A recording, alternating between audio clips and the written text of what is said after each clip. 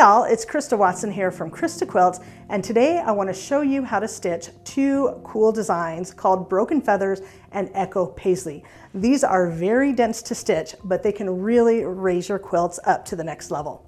These two designs are found in my book, 99 Machine Quilting Designs, and they're actually very closely related. Basically, you take the Broken Feathers motif and you echo it to get Echo Paisley. This leads me to my first bonus tip I want to share with you. You can take any design from my book and just echo it to change it up and make a totally new pattern. Isn't that cool? I sure love adding new tools to my free motion quilting toolbox all the time. Just remember, if you can think it or sketch it, you can absolutely stitch it. Now, if you need bonus tips and tricks for getting help started with free motion quilting or even walking foot quilting, be sure to check out the description box where I have a link to a bonus video as well as all the goodies that I talk about. Now let's get to it.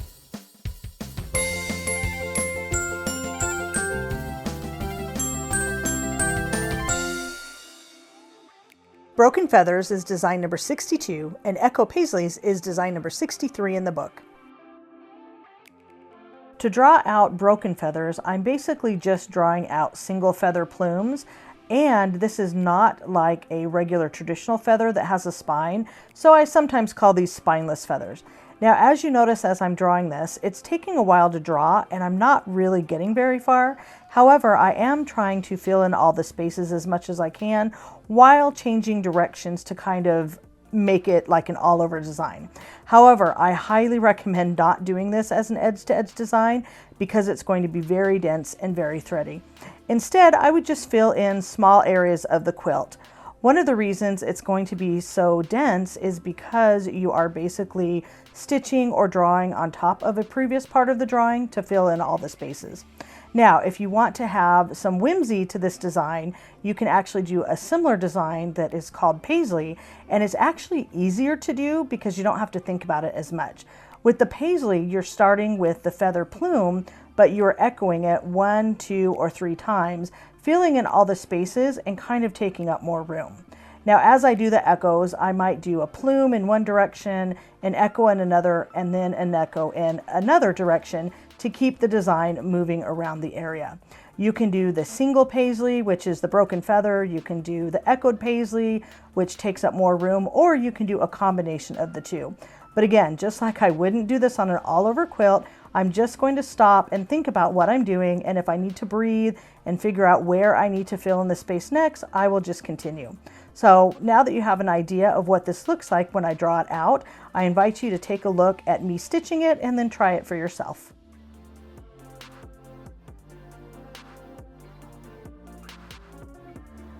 As I stitch Broken Feathers, I'm using my fingertips to kind of move into a plume shape for each design. Now, this one is a little bit tricky. It takes a little bit more time to stitch, and so it's going to be very slow and a little bit more dense.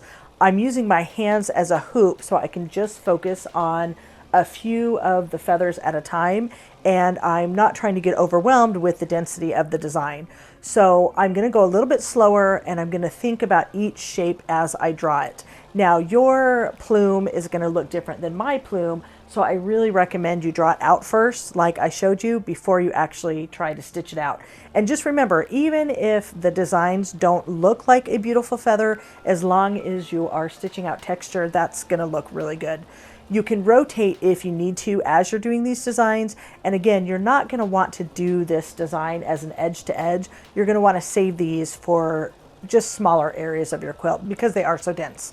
So if you break your thread, you can stitch on top of previous stitching to keep on going. And it's also okay to backtrack on top of a previous line of stitching to form each little feather plume. These are very dense, they're very slow to stitch, and I wouldn't recommend stitching these in large amounts. Do it kind of smaller. Know that as you're doing this design, if you stitch bigger or larger plumes, it's going to go faster, and then smaller ones are going to be a little bit more dense. I also like to call these spineless feathers or wimpy feathers, and I like to quilt them in little clusters. Just remember, each plume shape is going to be unique, and they're going to fall over in any direction, so just kind of go with it and just lean into the imperfection. Just remember, the high contrast thread is going to show all the imperfections, but at least it gives you an idea and you can see how I'm forming the design.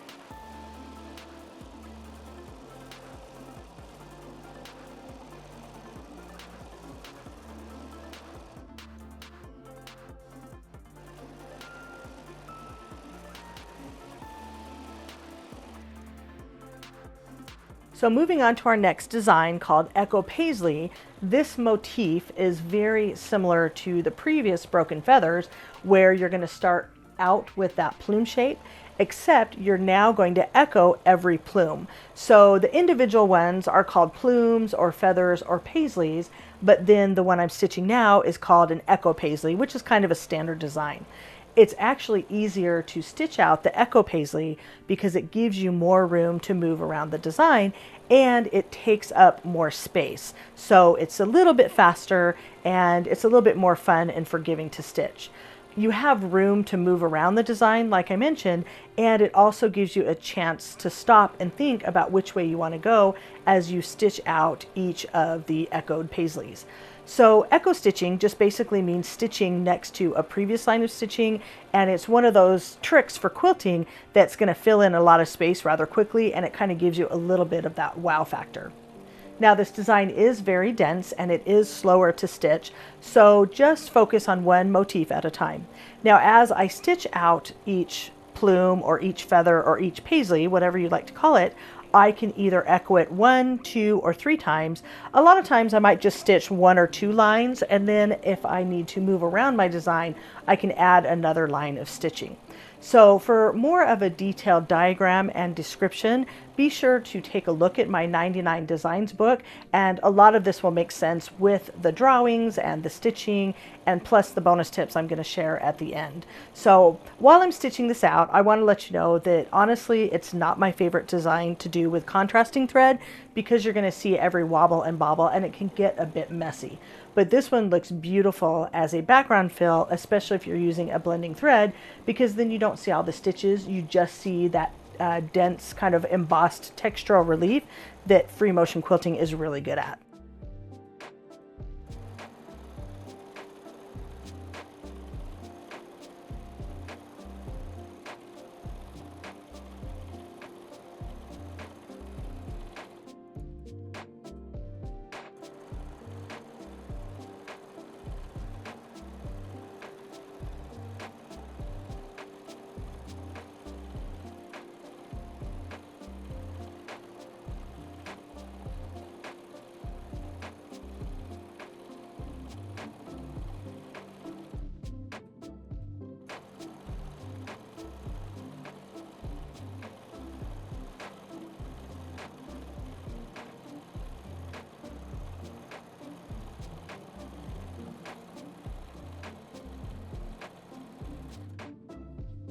Here's what my broken feathers and Echo Paisleys look like stitched on the same sample.